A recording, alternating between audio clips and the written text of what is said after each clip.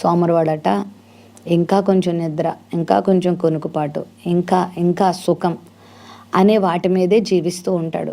జీవితం విలువ తెలీదు, భవిష్యత్తు యొక్క విలువ తెలీదు, దేవుడు తనకిచ్చినటువంటి పనిని గురించిన అవగాహన లేదు, తను ఎందుకు పుట్టాడో తన జీవిత పరమార్థం ఏంటో గ్రహింపని వాడై తినడం, పడుకోవడం, సుఖించడం దీని మీదే దృష్టి పెడుతూ ఉంటాడు. మరి ఇలాంటి వాని జీవితం ఏమవుతుందనంటే ఆయుధస్తుడు వచ్చినట్లుగా లేమి ఇతని మీదకి వస్తుంది, దరిద్రత ఇతనికి వస్తుంది, సోమరితనము చివరికి చింపురు గుడ్డలు పాలు చేస్తుంది.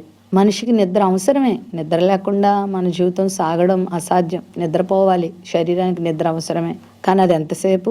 శరీరానికి కొంచెము రెస్ట్ అవసరమే, విశ్రాంతి అవసరమే, కానీ జీవితం అంతా తిండి నిద్ర సుఖంతో కాదు. మనము కష్టపడవలసిన వారమే ఉన్నాం, మనము ప్రయాసపడాలి, మనము పని చేయాలి, మన కొరకు మనం పని చేసుకోవాలి, ఇతరుల క్షేమం కొరకు పని చేయాలి, దేవుని సేవలో కూడా పని చేయాలి, సమాజ క్షేమం కొరకు మనం పని చేయాలి.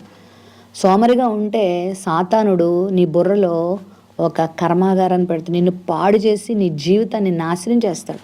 సోమరితనం చాలా ప్రమాదం, దానిని వదులుకొని జీవిస్తే ఎంతో ఆశీర్వాదం పొందుతాం.